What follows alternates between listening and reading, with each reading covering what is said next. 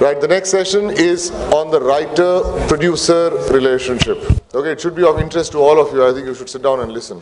I mean, you've been complaining all through this conference about how producers treat you. When you get a chance to dialogue with them, you want to step out. This session is being moderated by somebody who you heard earlier, perhaps more than you wanted to. Abbas. I'd like to call the three writers onto the stage, please. The first person who I'm introducing is the person who gave us Tare Zameen Par, and he's now writing, directing, and producing his own film. Ladies and gentlemen, please welcome Amol Gupte. So the second speaker I'd like to call onto the stage is, again, no introduction because you heard him in the morning, Mr. Kamlesh Pandey. Let's put it together for Kamlesh. And yes, third writer on the panel is somebody who we haven't heard, but most of you young writers out there are very eager to hear because his first film, while it may not have gone down very well at the box office, most certainly created waves amongst you, all of you, and amongst the critics, because the attention to detail and the sort of unusual and straightforward and honest characterizations really won people's appreciation. Ladies and gentlemen, please welcome Navdeep Singh, the director of Manorama 6 Feet Under. Navdeep, that's a first. No one's got cheers like this. And yes, very grateful to Ram Mirchandani, who is the Chief Operating Officer of UTV Rampage Movies. One of the, as I have written in this, one of the younger and the more dynamic production heads in the country today. Ram Mirchandani, please. Okay, very quickly, before we get down to the session, there's something that I need to quickly say on behalf of all of us. Ever since the Film Writers Conference 2 years ago, where the idea of maybe coming together and forming a union and maybe having some kind of a contract that protected writers' rights, first the idea was formed. From that time, Anjum Rajabali has been tireless in his pursuit of actually following up on this contract, on doing what it takes, on bringing who needs to be brought together, using everything at his disposal, whether it be personal rapport, whether it be coercion, whether it be threats, whether if he was capable of it, monetary incentive would be offered, I'm sure, to get the people together and to agree on this and to put in the work required. A lot of us are storytellers. I think some of you might remember that I had first come up with the idea of a union, at least I'd voiced it first. I'm sure everyone was feeling it. I'm a storyteller. I can tell you the story of this union and what a great union it will be and how it will protect writers' rights and what a wonderful future we will all have. But I could not do what it would take ever to bring us all together and actually do this work. And I think on behalf of all of us, it is very, very necessary to thank Anjum Rajabali for the work he's been doing. And I thank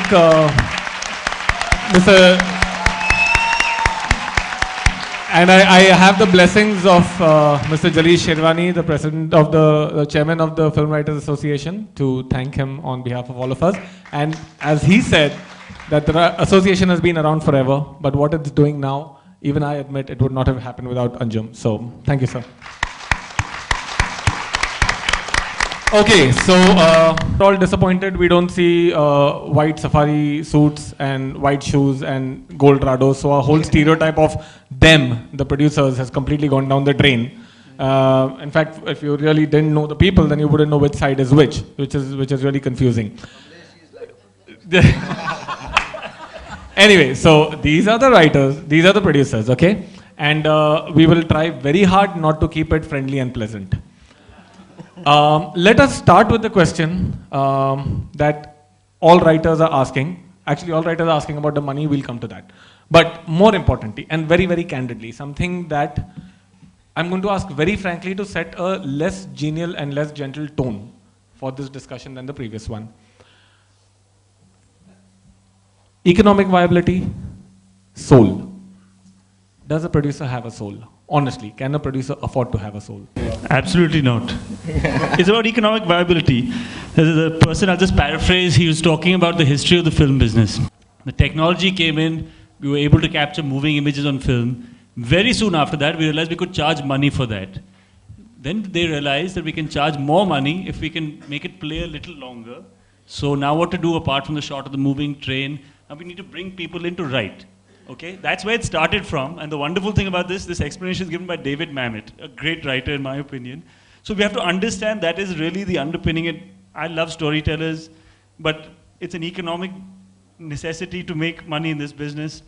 Otherwise, you won't have to put back to make the next one. So I think it's very clear from my point of view, economic viability.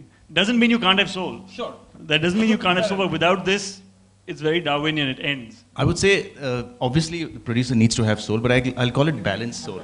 I would say that the producer needs to have a balanced soul, which means that obviously economic viability is important, but at the same time, the creative inputs that the script requires, a film requires, very important.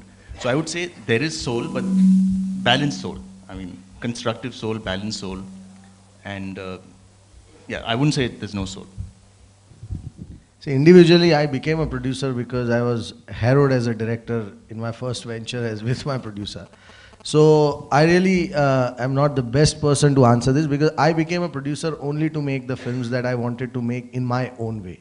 And so that was the only reason. I would be very happy to be an independent freelance director if I find a producer who is going to be, you know, understanding and who is going to be reasonable. And as a person, I do expect producers to be the, you know, he should be the person with a greater heart than anybody else. And I feel that for me, if I'm looking at a producer, I will look at a producer with soul. And I mean, what Rohan is saying is right, but my opinion on that, my take is that. Okay, what we are going to ask you three to give us a little license here. To some extent, you all have been very kind and come to a scriptwriters gathering and offering and shedding light on the producer's perspective. But unfortunately, when you become a representative, sometimes you have to answer for the sins of your community. Yes? So what we are going to do really is be very clear that this is not an equal discussion. When we come to a producer's gathering, then we shall be the them and try and answer. Okay? Over here, what I really want to do is, as three progressive, young, forward-thinking producers who hopefully herald the kind of change that we are all looking at and talking about, the script arriving and the kind of producers who are making that possible, we will still ask you to bear with us. Some of the issues that the writers here will bring up may not be necessarily relevant to you. But you would understand the dynamics that often bring these situations, make these situations happen, precipitate these situations, right? Please try and help us understand, is it just callousness why this would have happened? Is there a necessity that we are not understanding? Is there a reality check that we are not facing up to? Or is it just because some producers don't have a soul? So the way we are going to do this is, I'm going to ask all three writers here to try and think of the one thing that across their career spans, whether they have done 1 film, 2 films, 10 films, what is that one thing that they found to be their biggest grudge against the producer, where they themselves cannot see the logic of it, where they can see the logic, where they can understand the dynamic of it, and it's just taking a call. Let's not get into that. Please find the one thing, your biggest complaint, not to a director, to a producer. What is the one single complaint, and let's see how it could possibly be addressed. Amol, shall we start with you? We can start with Kamlesh ji. Okay, so please try and make this a synthesis of everything that you have experienced. I liked what I think Sanjay Gadvi said in the last session, that all of us are filmmakers. I mean, we divide ourselves into writers and directors and producers and so on. All of us are ultimately filmmakers. And one thing I would have liked always is for the producer, because my heart goes out to them, honestly. I mean, I really sympathize with them. They need to be educated. What the hell is this all about in the first place, besides making money? And that is one thing I face all the time. I mean, I was giving an example of Rang De Basanti. We took it to every producer in the city, every producer. And nobody bought it because they couldn't understand it. They didn't know how to read a script in the first place. After the film became a big hit, the same people started calling me up. You bastard, why didn't you tell us what it was? I said, look, you had the script for a month.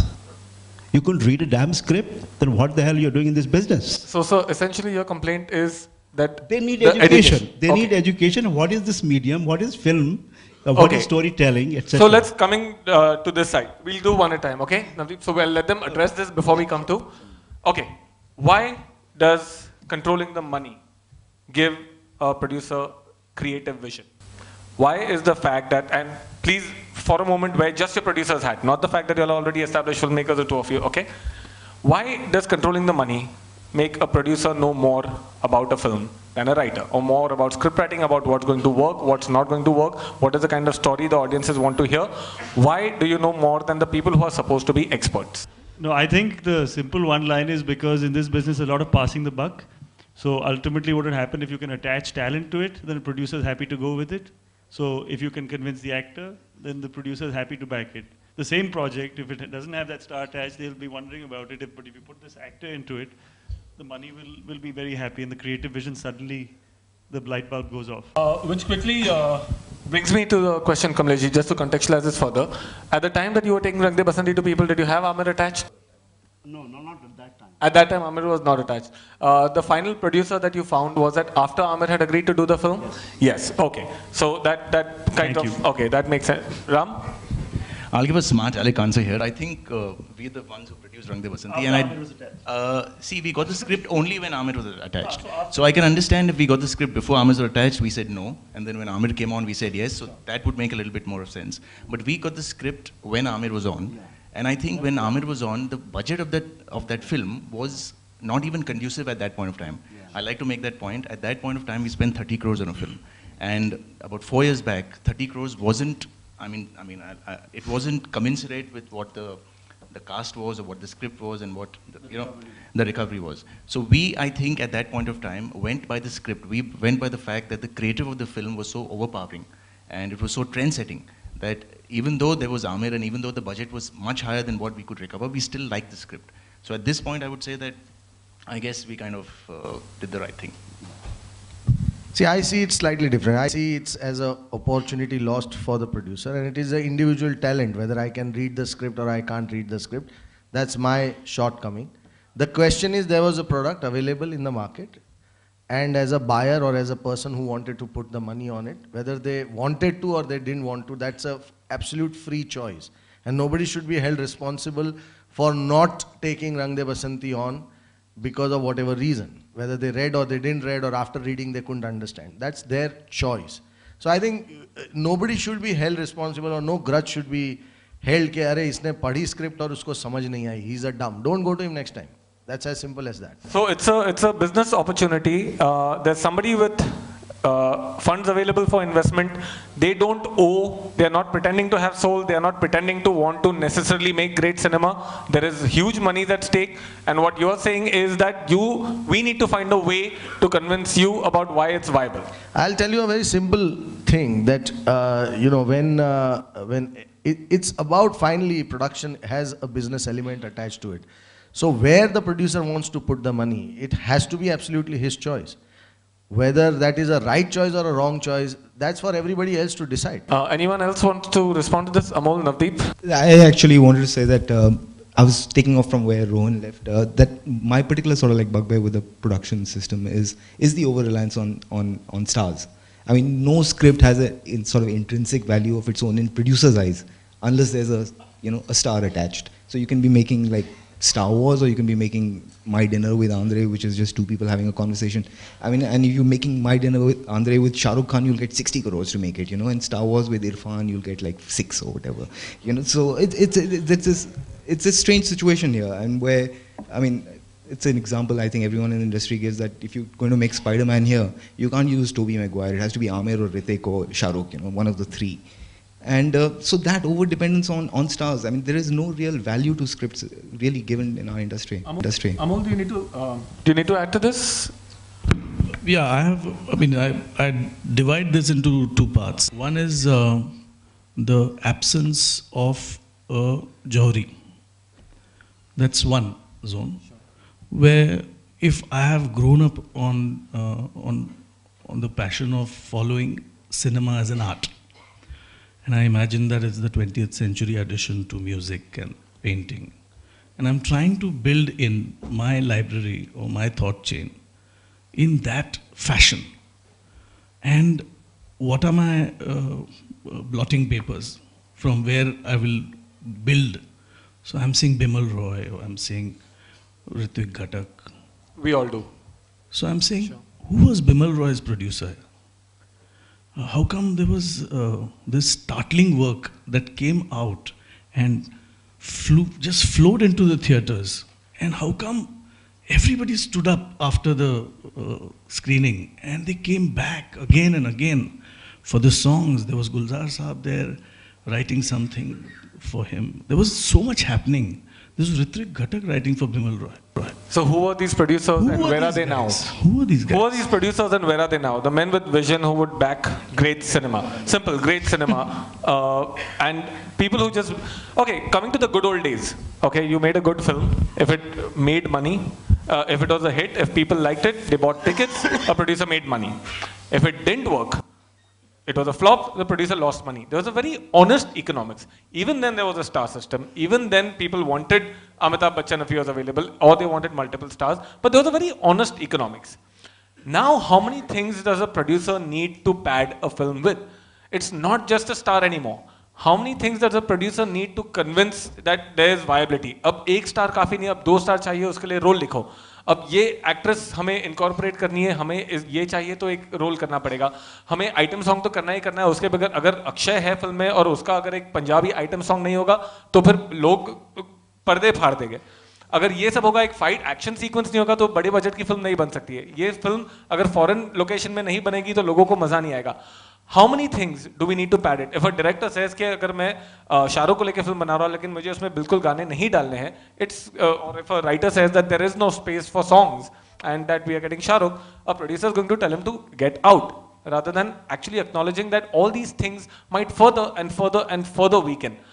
How much are producers willing to sacrifice to the concept of the Friday opening? How much are you and where are the producers who have a vision greater than that? And would it be you guys? Could it be you guys? Or have you pretty much seen the last of them? I think it's really individual choices. I'm fortunate to be producing 2 films at the moment. One is called Chandni Chowk to China. The other one is called The President is Coming, based on an English play. We've made the film on a micro budget. Konkana is the only kind of any name attached. I'm distributing the film myself. So it's my choice. It's something that grabbed me. I'm doing it. I'm not asking them to put anything in it or do that. So it's really what grabs you, what excites you, because you're going to spend a year or 2 of your life dedicated to that. That's your choice. But at the same time, if I'm going to take a script like Sridhar and Rajat have written for Chandni Chowk to China, there is a scale to it. So it has to have, whether it's a star like Akshay Kumar or an expanse, because that's going to excite a large number of people to want to come and see it. It's the writing, it's the costumes, it's the action, it's the the comedy. All these elements I expected want to reach out to millions of people. That's not my expectation with a smaller film. So I think it's horses for courses. You find the right balance. There's no real formula for it, and ultimately it's an emotional decision. You get excited about something, you get behind it, and I think that's finding the right team to bring into it. Ram, UTV is that producer? Yeah, we made a film called Wednesday, which has Mr. Nasiruddin Shah and Anupam Kher as the heroes of the film. And the film is still running. It's about 3 months old, it's still running in the north, in some places in the east and in the south. The good thing about a film like that is we made it in 3 crores 21 lakhs. And it's a super hit and we're making good amounts of money. If the same film was, say, made at 7 crores, we might not have made money. So I think it's about the economics. It's not about a script needing a star. If the script is good, it could be Amir, it could be Welcome to Sajanpur, it could be Oye Lucky Lucky Oye. Now these are very good scripts which didn't have stars, but they need to be made in certain budgets. Like Oye Lucky is made at about 8 crores. Anything more than 8 would become a problem. So I think it's not about a film needing a star, it's about the film then being commensurate with the budget of the film should be commensurate with what the entire canvas of the film is. So that's what I think is. In which case, where is the residual risk? And in which case, coming to what I think is a question that a lot of us want answered, why are writers not paid, especially when a star is not attached? We are told that film is, it's being written on spec. Right? So speculative scripts don't have money, but when the film makes money, it's made money because of the star, and there are no incentives for writers. So in which case, where is the residual, what is the producer's risk anymore? The whole point why a producer served such a crucial function is that someone brought people together to be able to work, so at least their work is covered, people are protected, and somebody is saying, I take the residual risk because when there's money to be made, I'll make the kind of money that all of you put together cannot make on the film. But if there's money to be lost, it will be my money. There was a whole idea of the residual risk. If we are working so protected, and Vipul, before you respond, I know you want to respond to this, but anything that you guys want to add to, because this is really a key problem for writers, which is until a star is attached, we don't necessarily see much money. Speculative films, small budget films, sure, it may be a better film, one that actually can be a hit without having a star, but still you'll get paid less because it has no star. So where is the incentive to write good films? And once the film works, have any of you seen incentives? Now, about the incentives, I don't think, any of us, I don't know about other people, but I have not seen any percentage of incentive at all, whether the film is a flop or a hit. How big it is. Actually, I think the producer has to be more selfish. I think they're not selfish enough. I mean, that's what I feel. Because it is in their interest. It is their interest to keep the writer happy or be fair to the writer in terms of the money or the name or the credit, whatever else. Because we have seen, with all the big stars, there have been many films with perhaps, the half a dozen big stars, and they have dropped dead. And I don't know what happened to them. Now, I understand their insecurity. Everybody is insecure, including the writers in this business, because as William Goldman says, no one knows anything. And that's true for producers, as well as writers and directors and everybody. So one more reason why, hopefully, but anyway, we need to add. No, I refuse to believe that you have to keep the writer happy, because that is not the paradigm held by the producer. The producer seriously and genuinely believes keep the writer hungry. That's interesting. Go on. So, to go to the second part of what I wanted to say, I was fortunate enough to jump the gun and the bridge and take my little piece to the star himself and give him a feel and a full narration of the full experience, and found my producer there. I was lucky to find a producer there, because when I rain checked it later, after the film was released, with many of the honchos from the various finance houses, that would you have entertained me with the hero coming at And they were very categorically probably not. They said, we would have shown you the door. Okay, fair. Navdeep, anything along these lines? No, I mean, I'll just completely agree with what Amul said, is that it's reached a stage where, because of the reliance on the star system, I genuinely suggest to people, go meet stars instead of meeting production houses. Because that's all they're going to say to you, is when you walk in there. That's the advice I gave to a writer outside just now. Who can you bring, and who can you, whatever the question. So it makes that much more sense to try and meet the stars directly. One, about the money. Two, stars are turning producers. They are the ones because of which producers want to put up the money and feel viable. Why not go to the stars? Why not bypass the production? Because there's no residual risk anymore. They are completely covered in terms of their calculations of economic viability. And you don't want to pay writers when they're working. Why do we need the producers then? The stars are becoming the producers. In the situation that we all are discussing, there is no need for a producer. But the question is that we need to understand the role of a producer. The role of the producer is, as you were saying, that we are not wearing white safaris and we are not, having pan in our mouth. That role is over. As we all know, in Hollywood also, there is a specific role of a producer. And we need to understand that if producer is capable of performing that role, and which is about visualizing the film in a certain way, find the right marketing, distribution, right time to release the film, see that every interest of the film is protected, get everything on board. It's a much larger role than just giving money and getting the shooting complete. So the good old days of the producer who put his money, that is over. Lost it if the film is a flop, made money if his film is a hit, and if he made money, he would make another film, otherwise take debts. That is gone. That is over. And you must understand that this situation is far more complex for an Indian producer, because unlike in West, where there is a studio which is absolutely imperative for a distribution, and when they distribute the film, they also make sure that there is no piracy done. Today we are dependent on first 3 days, because we know that by Friday evening, the pirated DVD of the film is going to be out, and which is going to actually take away 80% of my business. I get a call on every release of mine on Friday 12 o'clock, and that guy says, you want to see your pirated DVD? And I get it in my house by 12:30. So the role of a producer is much more complex now. Unfortunately, we don't have a producer who is a distributor himself. Like what Rohan is saying, that President is coming, is the model he can afford for that film. Would he have taken the risk of distributing Chandni Chowk to China? Because that's a too large a risk for anybody to take at that point of time.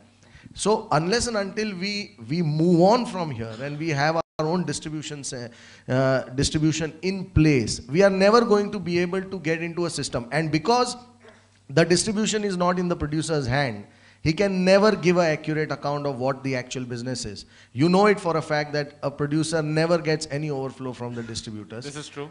So how can he commit a residual? I mean, I am trying my best at my own level to work it out with writers and give them some kind of. I'm saying you have to not be Vipul Shah right now. You have to be the big bad producer and explain why what happens with us happens. The question is that. So the producer is a far more professional entity now, doing a far more complex function rather than saying, "Main paisa laga raha hu." With this professional producer coming in, the guy who's trying to bring in method to the madness, why are writers still not getting paid well? And which I want all of you to address. But before we go on, one very quick question. We hear a lot about how everyone pays lip service to the script being the most important thing. Is it an imagination or do you all actually say it? Or are you all actually looking at and saying, when did we say it? The star is the most important thing. Who quoted us? Do you all actually say and think that the script is the most important thing or no? And then where's the money? It always was and it will always be, and there is no denial on that. Whether somebody accepts it or somebody doesn't accept it, that's individual choice. Which is fine. I'm saying, do producers feel it as a community? Yes, I'm sure every director will agree with us. But I'm saying, do producers actually say it and feel it? Or is it in our minds that everyone is now acknowledging that the script is the number one thing? I think the big change that we are seeing now is that the producers first sign writers in some cases. They get the script written.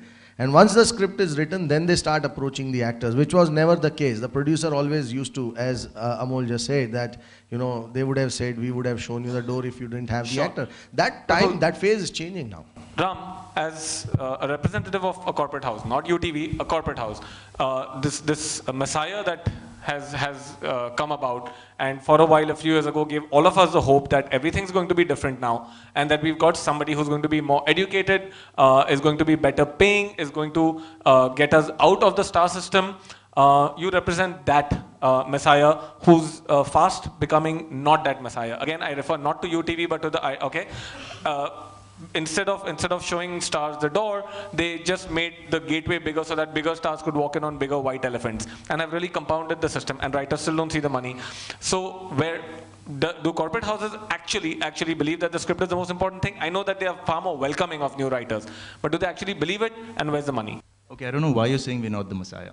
Last year we started with a film called Metro, which didn't have a star cast at all. And I said not necessarily UTV. I know UTV, that's why you have to think of yourself as a, look, okay. You know what is going on. Peja 5 was made, President is being made. Okay, so I mean I can talk for UTV. Okay, Amir, welcome to Sajjanpur. Are you saying that? I'm saying there are a number of corporates have come in, and for a while it was really believed that suddenly the entire rules are going to change in terms of what is possible, in terms of the way writers are treated, in terms of the education that one can now expect from producers, in terms of the star system being kind of negated because they have the waiting capacity and the gestation. These changes have not happened, and the corporates have really been in a bigger hurry to sign up and subscribe to the old way of doing things. And the writer is still not nowhere near given respect or money. Why is I'll come this? to the writer respect later, but the first thing is I'll have to talk about us because in the last 2 years we made about 10 films which don't have stars, and most of them have worked for us. So whether it's an Amir, Welcome to Sajjanpur, whether it's Wednesday, so these films didn't have stars. But the good thing is that we made it at the right price. The reason why we can make so many of these films is because we make such script-heavy films which have fantastic scripts, but we make it at the right price, which gives us the leeway to make more of these films. Tell me something, when you talk about making a good film at the right price, the only thing that you have, when you're talking about a big budget film, you've got stars ensuring viability, you've got great music, you've got great lyricists, you've got foreign locations, you've got action sequences. When you're making a small budget film, the only thing you have really, besides the direction, the only thing you really have is the script. Yeah. In which case, asking a writer to charge less for a small budget film, Isn't that a bit ridiculous, since that's the only person who actually deserves to be paid well, and in fact more, because on a big budget film, an Akshay Kumar film for example, or an Amir Khan film, or a Shah Rukh Khan film, writers are actually quite interchangeable. The rules are set, the scale is set, the viability is decided, and writers are actually dispensable. But on a small film, all you have is the script. Why does a writer still have to hear that छोटे budget की film में पैसा और भी कम कर लो? See, it's about cutting the coat as per the cloth. So if my budget of a film is 3 crore 21 lakhs, then obviously the writer, the director, the DOP, the music director, all of them put together is 321. So it's unfortunate that, I mean, it's not unfortunate, I mean, the economics of the film is such that if the film has to be made in 321, then obviously every department will have to, so even the director is going to be less. Okay. I want to make a point here, Abbas. See, the question... Before you go on, Vipul, before you go on, I want to get a few more, just take this a little broader and get a few more associated issues so you can respond, because you're going to run out of time. Amol, I think we don't have the luxury of one point at a time, so your issues, and then we'll have them address it, then we'll go to Navdeep, and then Kamleshji. My issues are that somewhere the larger picture of cinema has shifted. It is unfortunately getting that, though it is not assembly line, but corporatized as an item or a product. So there's such a lot of running around the corridors and such big talk about actually an organic thing called a film. So where is that organism in that thought chain of that boardroom? I seriously wish to question. I think to some extent, Amol, they have given their point of view, that is that it is a business that needs to have viability, and why should we expect somebody to owe us? No, I'm not saying that. I'm saying there is an organic quality. I cited the case of Tare Zameen Par, and I cited the responses also of the corporate houses post the success of that film. And surely each one of them told me this, no, we would have thrown it away. Yeah, but tell me something. So did they not smell the gene? What do we do if they don't? What if we have now decided that, very categorically, that perhaps the greatest films, most people only realize in retrospect that they were great films. Abbas, the truth what is, can we expect of them? We can't expect them to educate them. What are your expectations from your producers? What do you want them to do that would ensure slightly greater fairness, slightly more excitement to the process, a more organic quality, as you call it? Shared vision. What could happen? Shared vision. You cannot generate vision where there is none. Now, but they are the guys with the money. Now what do we do? What can for you instance, expect? if we're talking about Rohan, so Rohan is at that stage today where Devanand was when he supported Vijay Anand for Guide. Everybody was saying Guide to giregi.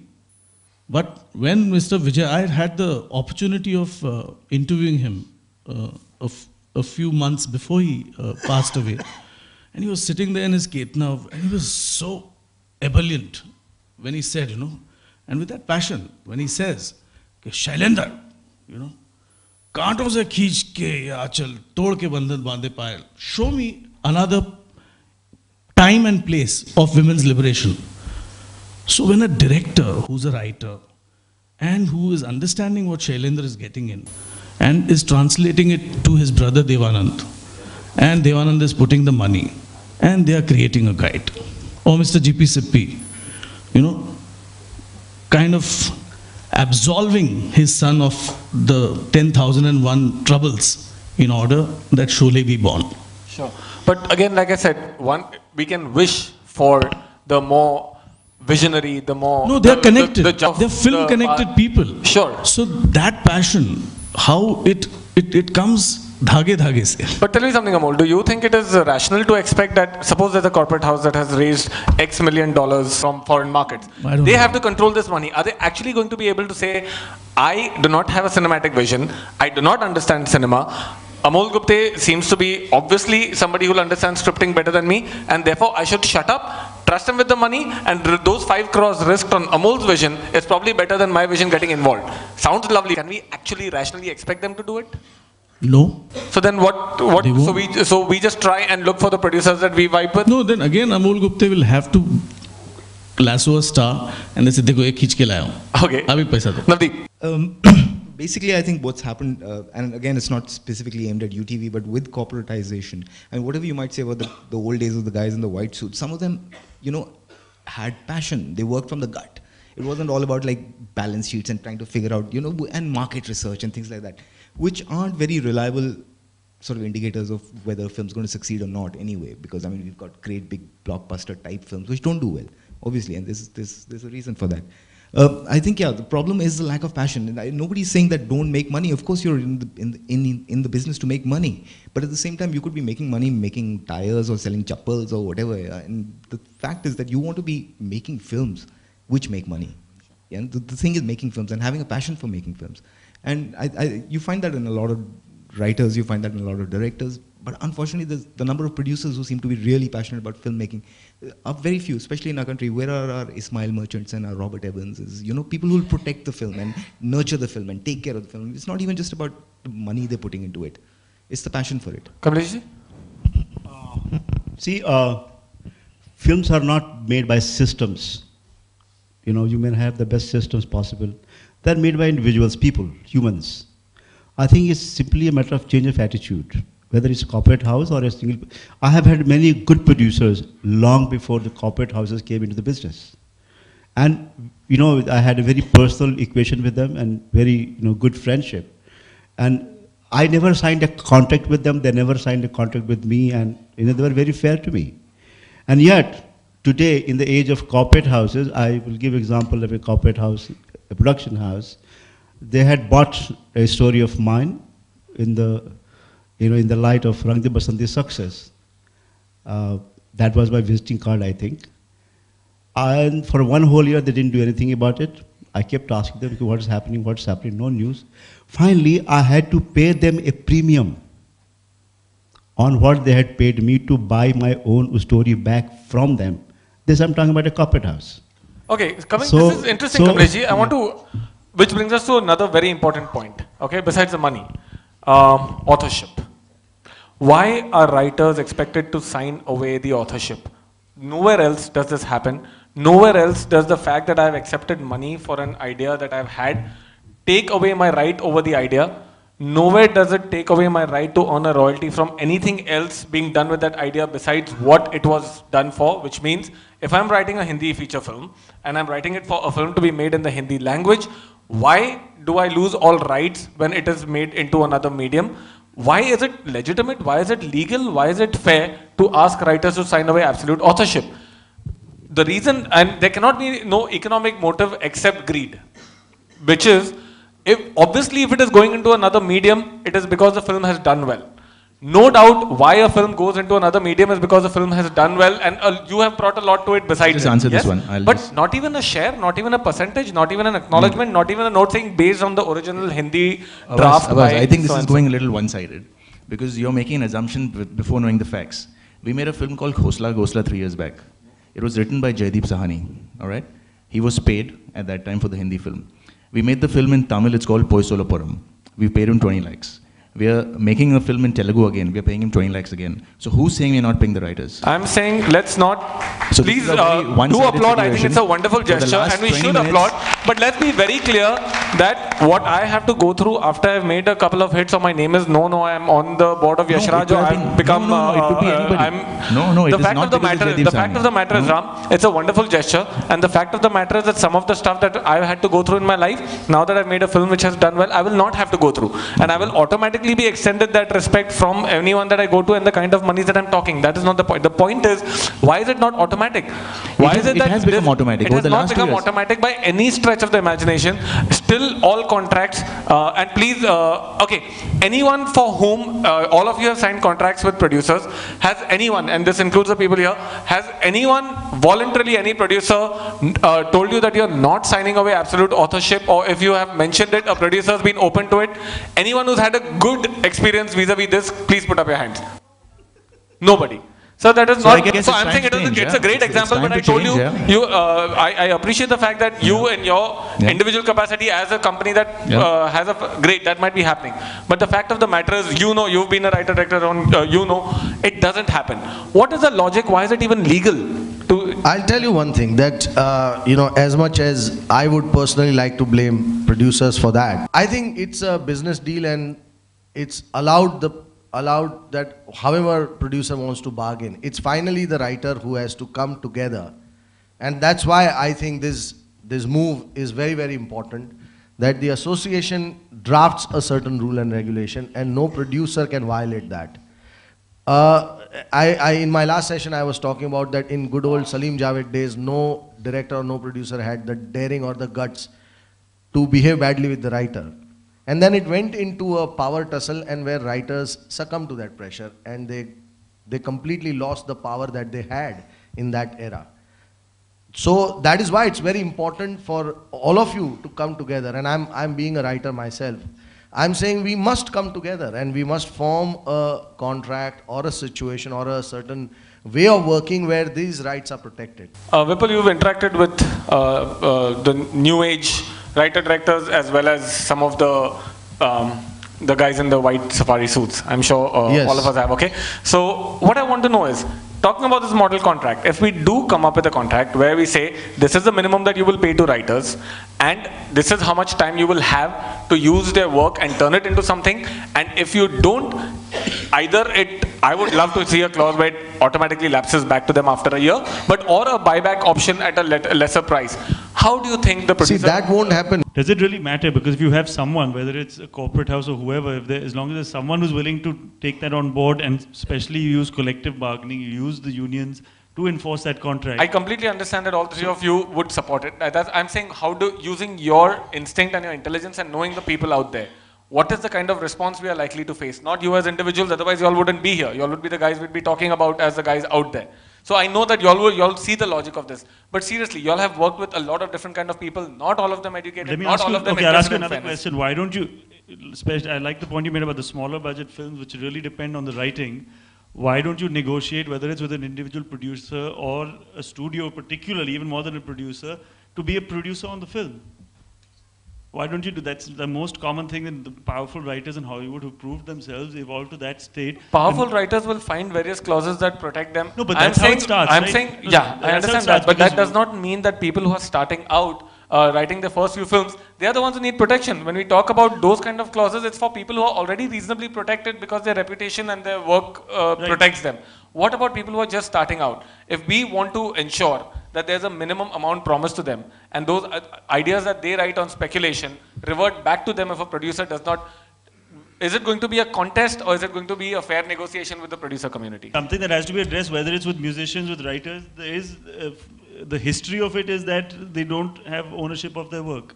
That is something that is changing, and it can't come fast enough, but it's something that has to be done. But I can't speak for other people how it's going to happen, what their attitude towards it. My attitude is if they miss, they will miss out on working with the best talent, and therefore they will miss out on making the best films. Simple as that. Ram, how the corporate is going to react? See, we need to be a little sensitive now to the producer. Okay, I understand, obviously, there is a major point that the writers are making, but you got to understand the producer goes through a lot of incubation and development process over many films. So it's possible that I've spent 2 crores on a film. I've paid the writer, I've possibly paid the director, I've possibly paid, a few people, and the film doesn't happen. So I'm saying these things also happen because, and there's a lot of time that's spent in that film, and the film has not happened for various reasons. So this happens pretty often with the producer. So obviously when a writer is saying that, listen, I want my rights, it's fair enough, but you got to understand that if you're partnering the producer, then you need to be with the producer right till the end. So I'm saying that if I've paid a writer a signing amount, and for a year I've been struggling to get say this particular script needs a certain actor, and this actor for a year is not giving me dates, then obviously it's not fair for the writer to now say that give me back the rights because I've paid him in advance, and I'm telling him, okay, instead of 1 year, give me 6 more months because I'm struggling. You're seeing I'm struggling to make this work. So it has to be a partnership. It can't be a situation wherein I've given you the script for a year, you can't do anything about it, now give it back to me. Can it be a partnership, or that's not our problem? It does depend, of course, on specifics. I mean, there can be a situation where they're just sitting on the bums and not really doing anything about it at all, and in that case, it's fair enough. So, I mean, yeah, having a clause which lets you do it after 2 years, whatever, invoke that clause after 2 years, I mean, and I'm sure it's again going to be on per case basis. Yeah? I mean, nobody's... Amol, an issue rather close to your heart? No, shall I say something? If you just notice the history in front of your eyes, how it changed, royalties, for instance. So, I mean, my father-in-law was a small lyric writer. He might be writing bhajans about Sai Baba. But still from tips, one little check comes. The man is gone. He's dead and gone. But a small check comes from somewhere which says this is your whatever 0.5% royalty for that one Sai Baba bhajan you wrote in that album. Let's not talk about the bigger lyricists. At one point, when Doordarshan was on, when a song came on, there was the lyric writer, the music director, and then the film name, and if at all, the director's name. Now the lyric writer and the music director is out. It is who's the producer and what is the label, and this is the song. Hey, when did you own this? Where has it gone out of those fingers which created it?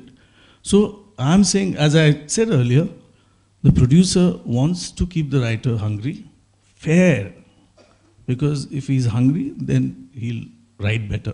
Okay, throwing it open to the house for questions. Kamlesh, I'm sure a lot of questions will be directed at us. One last point from Kamlesh, just before you go on. Questions, please clearly address to whom you want to ask, and it better be relevant to what they've spoken about. Don't make it a universal questioning session. We've got 10 minutes. So. See, somebody was talking about the partnership between the producer and the writer. I'm all for it.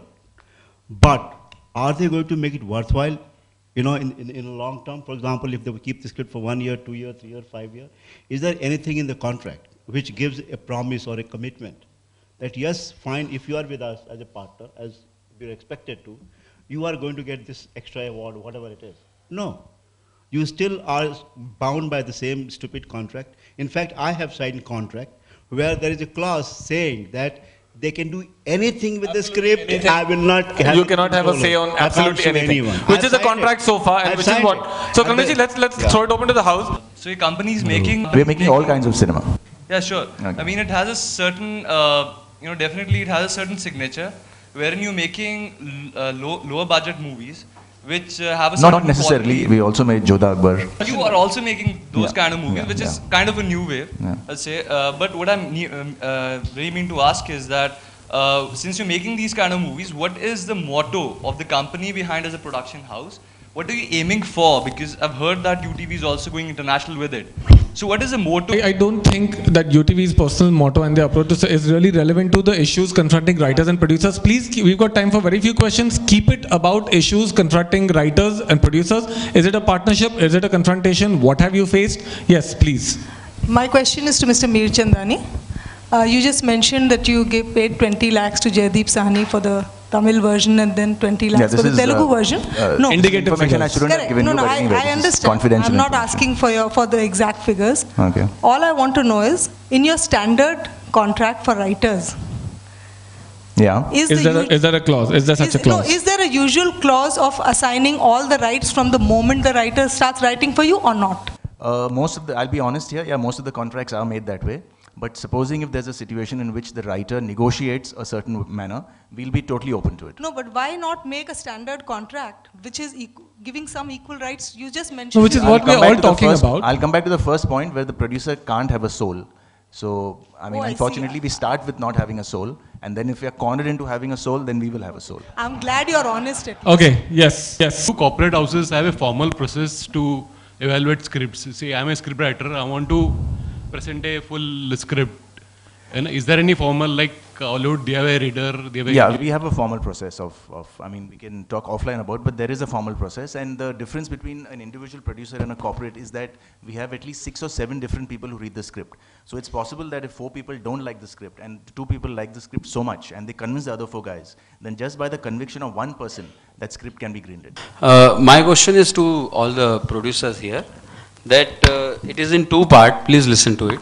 One is that how would you like to hear a new film as an idea, as a story, or as a total script? The second part is whether from a director, from a writer, or from a team of writer-director, or from a team of actor-writer. Yeah, ideal scenario is when a star is narrating to me the script that he wants me to produce. That's great. That's the second part. The first part, I mean, if an idea grabs you, I think Winston Churchill said it's harder to keep something short than elaborate on it. So the principle of that, on a conceptual level, it's exciting. But sir, with due respect, all producers do have an address, but artists don't. We can't catch them if they are shooting elsewhere. No, you asked me the ideal scenario. Okay. Others too, please. See, the other thing is, whilst it's my personal experience that very often a lot of ideas have grabbed me. all right? And this is nothing to do, this is nothing, it's not against the writers. A lot of ideas have grabbed me, I get very excited and I say, fuck, I'm sorry for the language, I'm going to do this film. And when I see the first draft of the screenplay, with due respects, it's possibly lost the zing. And this is not only me, I mean, obviously in a corporate 5 or 6 of us read the script and possibly all of us feel that whilst the premise was mind-blowing, somehow down the line the screenplay, either the first draft, the second draft, or even the dialogue script hasn't lived up to what the premise is. So this is, I think, just a separate point. Excuse me? Yeah, ideally I would like to listen to the whole script as a producer. And I would like to listen it from the writer more than anybody else. I will address this to Vipul Shah. If you get a script, who reads the script, the director in you or the producer? If it has come to me as a producer, then I as a producer read it. And if it has come to me as a director, then as a director I read it. No, then it depends. After reading the script, one has to decide whether I want to direct it or I just want to produce it. Or I want to just return it. Either ways. Hi, I have a question for the producers on the panel. In my limited experience, some of the feedback that we often get from corporate houses, usually from their marketing distribution departments, or anyway from corporate houses, is certain ground rules. Film has to have a happy ending, female protagonists don't work, negative characters don't work. Should we accept these as more or less ground realities for mainstream Hindi cinema, or do you think, can you envisage a change coming in terms of what we consider viable content? You said one of the points was that female protagonists don't work. Yeah, so as a corporate, we made a film called Fashion, in which we spent about 19 crores on a film with a female protagonist. And touchwood, it's worked for us and we're making quite a bit of money on that. So I don't think there are any ground rules. And I don't think, at least in UTV, the marketing or distribution team ever lay down any ground rules. It's the creative and the production side of the business that looks at scripts, looks at what kind of films we should do, looks at the kind of genres we should look at. So marketing, distribution get involved only when the film is either ready or getting to be ready. Are you saying, sir, that these considerations are not part of the producer? Not at all, because I told you, I give you an example of Fashion. I give you quite a few examples in which we've greenlit scripts without any actors attached or with no big actors. Films like Amir, Welcome to Sajjanpur, Wednesday. So I don't think there are any ground rules, and in a corporate, like in a producer, if there's something that we like as per our gut, then we'll go with it. And if the economics work out, that's very important. In a corporate, the economics are very important. To the producers, stemming from what Ram said, that the producer has no soul, I know what it means, that it's the businessman, hardcore business. Keeping that in mind, would you agree with the statement? Would you let the writers know, and the directors and anyone else who you would have to hire to make a film, you will not, because a wise man once said to me, you will not get what you deserve. You will get only what you negotiate. Yeah, that's definitely true. Isn't it true for everybody? It's true in life in general. I'm just trying to make you... Yeah, I mean, I was listening to the argument earlier also that new writer, how will they be protected? Which newcomer is protected, whether it's a director, actor, or anybody? Which newcomer gets protection? In different walks of life too. It's not yeah, I mean, so it has to be collective effort as an association. If you can protect newcomers, great. I mean, fantastic, and I am for it. But at the end of the day, it's an individual fight. What they negotiate, they'll get. Not what they deserve. That's what it is. Because you're looking to reduce the price of everyone as much as possible, right? I think that's what everybody does in business. I respect that. Absolutely. I respect that. Absolutely. So, therefore, and one more point, that films cannot be made by policy. So would you refuse to say that we cannot make general policies? It has to be film to film, technician to technician, writer to writer, director to director. Would I be right in assuming that? See, the only area where there can be a general rule is protection of writer in terms of their intellectual property and their royalties. True, there can be a standard policy which I think everybody put together will have to compel the producers to follow. It's not going to be easy, producers are going to resist, but that's the only policy which I think can be general. Everything else is up to negotiations. This one is also for the upcoming writer-director. So if someone has directed a few short films earlier and is now venturing to write and has written his first screenplay, but he also is ambitious about directing it. So the corporate houses, the producers, what is the best way to go about presenting himself as a director and a writer? I think that's, again, a very individual question, because if a writer comes to me with a script and if I like it, I'll produce it. And if I feel that he can or she can really direct the film and the person has the germ, I have no problem a newcomer directing a film. I don't think that's really going to be the issue. What you are saying is always going to be a personal equation. How the other person sees you. That's how it's going to be. I think we obviously get more material than we can go through. The other thing that's, for me, is it's a reference of someone whose opinion I trust, whether it's a writer or a director or a colleague in the business. That holds a lot of water, because the reality is we don't have, especially the individual producers, don't have the resources to really read as much material as is out there, because between the work we're doing, that is unfortunate. So in that sense, a reference really helps. Okay, if someone says, hey, take a look at this guy, he's got promise or whatever, you'll give it a fair read quicker maybe, or whatever, than you would otherwise. This is open to all the writers. How do you choose which producer to go if you have a script? Choices are by his type of film he has made earlier, his approach towards you. We understand the options. Okay. Very quickly, one line responses, Amol. I'll pass it because I'm not going to anybody. Navdeep? I'll just come back to the passion factor. Yeah. From just general conversations, you can get a sense of how much they want to make this particular film, or that particular idea. One thing I would say is that I think it's very important, especially for beginning writers, to hold on before signing up and things. Write your first draft. Be sure it's the kind of producer you really want to work with, rather than signing up on just a sketchy one-page idea or something. Just maintain control till you actually are in a position where you're sure that they actually like that piece of work you're working on.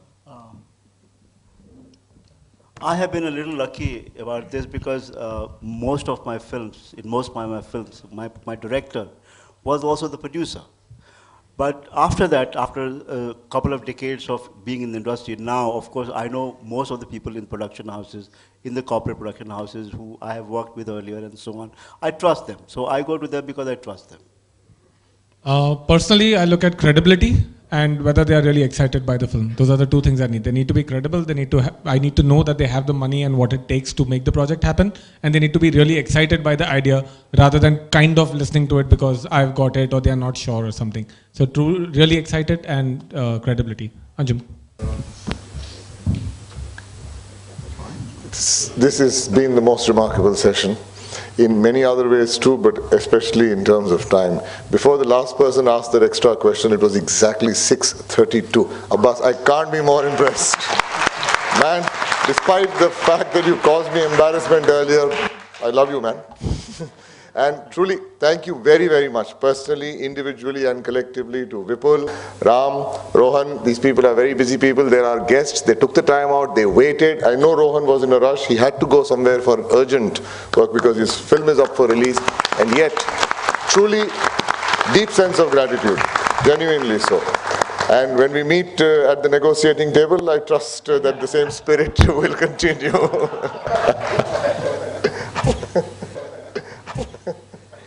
And thanks very much, Navdeep, Kamlesh, and Amol, as usual, for being insightful and completely incisive about this. Thanks very much, all of you, Abbas, especially you. Okay,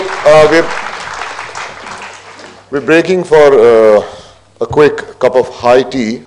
The important thing is that I know it's late, and yet the point is that this whole union member interaction for about a compact 25 to 30 minutes is important, because you may have things you want us to take up. Okay, I'll put the entire executive committee here in front of you. The session will be, including the President, Jalis Sherwani. He will announce what the plans are for next year. You people might want to participate in that. And you have the, of course, the liberty and the prerogative to suggest things which you would like on the FW agenda. Yeah, so in 15 minutes, shall we just reconvene?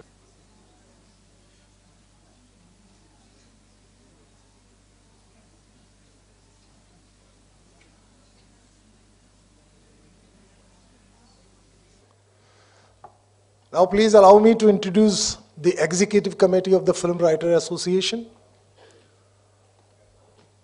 I call upon Dr. Kanak Tiwari to please come on the stage.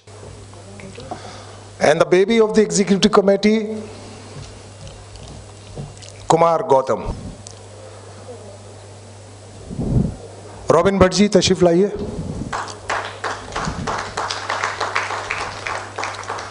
Saket Chaudhary साहब।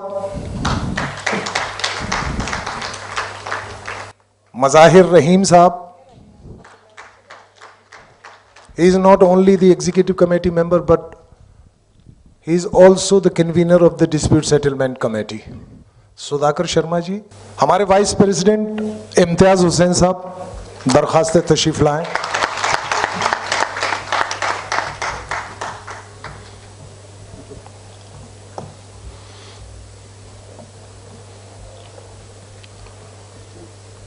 मैं जिसे शेर कहता हूं आप लोग अंजुम रजब अली कहते हैं। अंजुम रजब अली साहब।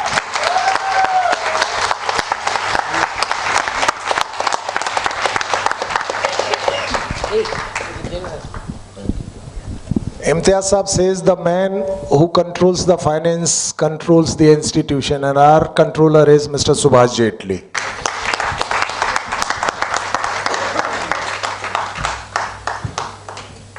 Our Joint Secretary Shri Atul Tiwari, तशरीफ लाएं।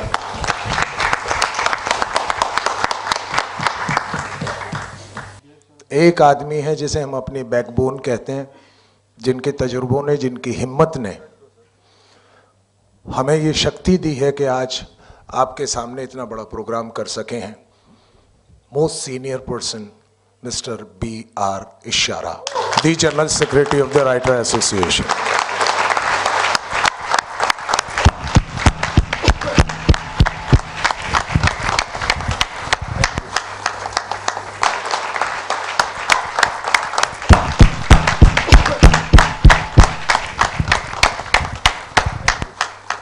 आइए शहनाज जलाली जी, हमारी बहुत एक्टिव एग्जीक्यूटिव मेंबर हैं हमारी, तशरीफ लाइए।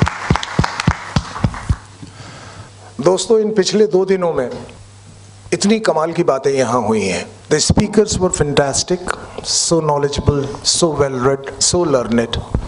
They have given us so much insight about the craft and filmmaking and relationship between the director, writer, producer, and writers among themselves. The students of cinema must have learnt a lot, at least I have learnt. And let me accept the fact that I've been humbled a lot. I'm feeling like a novice, absolutely a student. Sorry for the interruption, Mr. Grish Dhameja. And Rajesh ji. Sir, आप मेरे पीछे से गुजर गए, मैंने आपको देखा नहीं। एंशी कम से ज्योति Kapoor.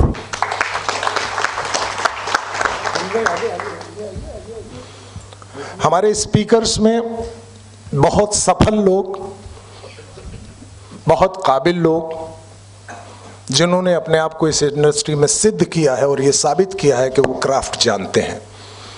so much they have spoken about the craft. Very learned friends among ourselves. यहाँ पे जितने लोग हैं, ये हमारी संस्था के वो सदस्य हैं, वो पिलर्स हैं। इसमें से जो नए लोग हैं, जो स्टूडेंट्स हैं, जो कल का भविष्य है फिल्म इंडस्ट्री का, यही बच्चे कल फिल्में लिखेंगे, इनके लिए तालियां बजाई जाएंगी। यही लोग कामयाब राइटर, डायरेक्टर बनेंगे, प्रोड्यूसर्स बनेंगे।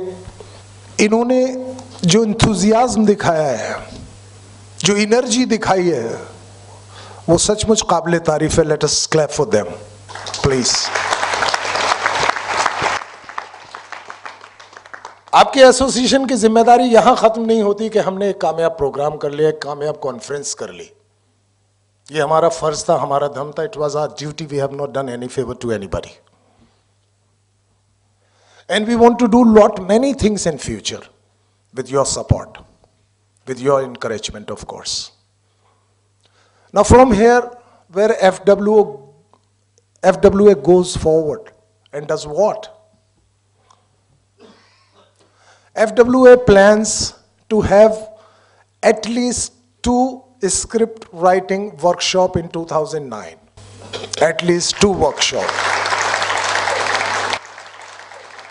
Wherein the experts will be called, the people who know the craft, they will come and educate you about a craft of screenwriting, and definitely one workshop for the television writing, because that's very, very important part of writing. As again and again by these speakers have been pointed out, the quality of writing in TV is falling like anything. But I believe the next year the complaint will not be the same.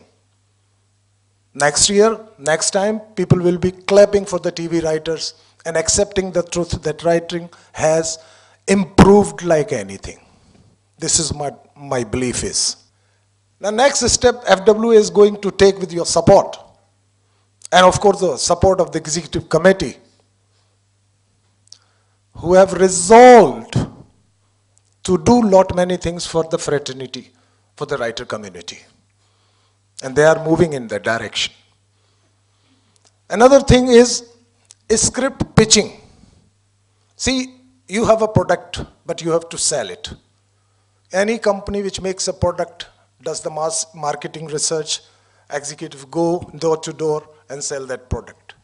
So that is also an art how to sell your script. So script pitching is a very, very important aspect in your business, if you may call it business. The script pitching art will be taught whoever is willing to learn and listen. The next step will be to seek affiliation with all the film festivals being held in India, to have at least one workshop each film festival from FWA. That will be a very big step, because people will recognize FWA, your association, your platform, and your talent. After that, we are thinking about indigenous Indian literature. How this can be used usefully, beautifully into Indian cinema, why it is being neglected.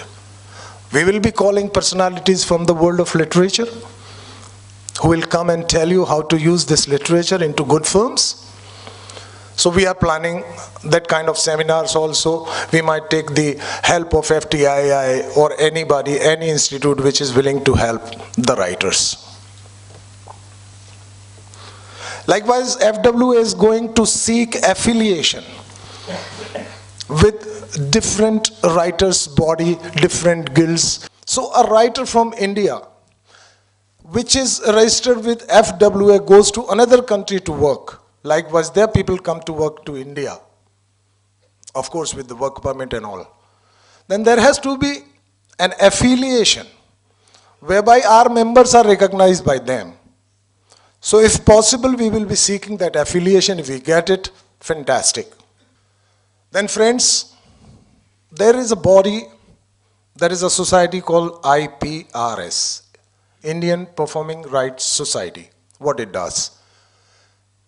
It signs a deed with the author, composer, and the producer. On their behalf, they collect royalties from all over the world and distribute proportionately to 3 people: producer, author, and composer. Likewise, we have established a society called Writers Society of India Limited, which is registered on the company law board. The writers, they are writing scripts for so many years once they are given the promised money, if they are given the promised money at all. And after that, film is exploited in so many mediums, at different places, sold again and again and again, but writer remains the mere spectator because he does not get anything. We are looking for the avenues from where the royalty of script writers can be collected and distributed among them. This is a very, very big task. We are looking for the avenues. We are consulting the experts, the lawyers. There is a friend of ours called Sanjay Tandon, who was the Director General of IPRS. He is helping a lot. We want to find out the ways how to collect that money.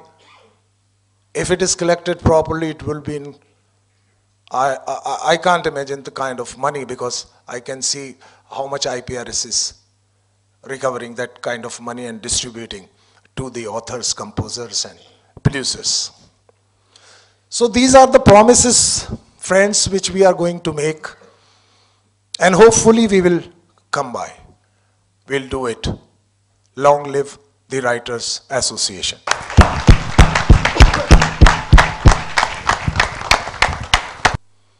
Anybody, any member of ours, feels that he or she could be giving a very good suggestion to improve the conditions, to improve the environment, to improve the relationship between the producer, writer, director, you all are welcome anytime, any day. Thank you very much. See, we are governed by the Trade Union Act. We have some financial constraints also. There are guidelines how much money we can spend and how much money has to be given for the welfare and medical aid and all that. मैं ये समझता हूँ कि वो पैसा इतना काफ़ी नहीं होता है कि जो हमारे सपने हैं वो पूरे कर सके. हम ये देखते हैं कि अगर हमारे 7,000 मेंबर हैं तो शायद जो काम कर रहे हैं और खुश हैं और इंडिपेंडेंट हैं और अपना ख्याल रख सकते हैं. लेकिन हमारी कुछ मजबूरियां हैं. भगवान ना करे किसी को दिल का दौरा पड़ता है या सर्जरी की ज़रूरत होती है और वो हमारे पास आता है तो हमारी सबसे ज़्यादा जो हम मदद कर सकते हैं वो 10,000 रुपये हैं, जो शायद ब्लड टेस्ट के लिए भी काफ़ी नहीं होते हैं. मैं नहीं समझता कि बहुत सारे राइटर इस पोजीशन में कि अगर खुदा उनसे नाराज़ हो जाए और उन्हें कोई वैसे दिल का दौरा, दिल का मर्ज लगा दे तो वो अपनी मदद कर सकें फाइनेंशियली. कहाँ भीख मांगते फिरेंगे बेचारे. तो ये मजबूरियाँ जब सामने थीं तो एग्जीक्यूटिव कमेटी ने एक फैसला किया कि क्यों ना एक ट्रस्ट कायम किया जाए जो राइटर एसोसिएशन से थोड़ा सा अलग हो. उसका नाम रखा गया फिल्म राइटर्स चैरिटेबल ट्रस्ट. और 3-4 महीने की कोशिश के बाद वो ट्रस्ट कायम हो गया है और एक हमारे सखी मेंबर ने फ़ौरन 51,000 रुपये का डोनेशन देके उस ट्रस्ट की शुरुआत कर दी है. दोस्तों, सपना ये है कि खुदा न करे, गॉड फॉरबिड्स, हमारे किसी भी मेंबर को ऐसी मेडिकल एड की ज़रूरत पड़े तो एक पैसा एसोसिएशन खर्च करे उसके ऊपर. ये ख्वाब है, ट्रस्ट खर्च करे. ये ख्वाब है, आप लोगों की दुआएं, आप लोगों का साथ रहेगा तो मुझे पूरा यकीन है कि ये सपना ज़रूर पूरा होगा.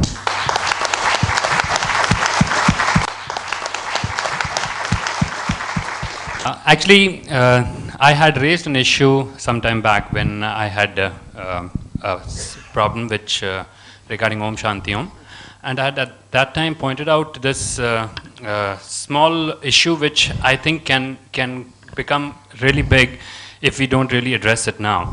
It is the issue of us writers, kind of working as creative consultants or script doctors with corporates or other production houses.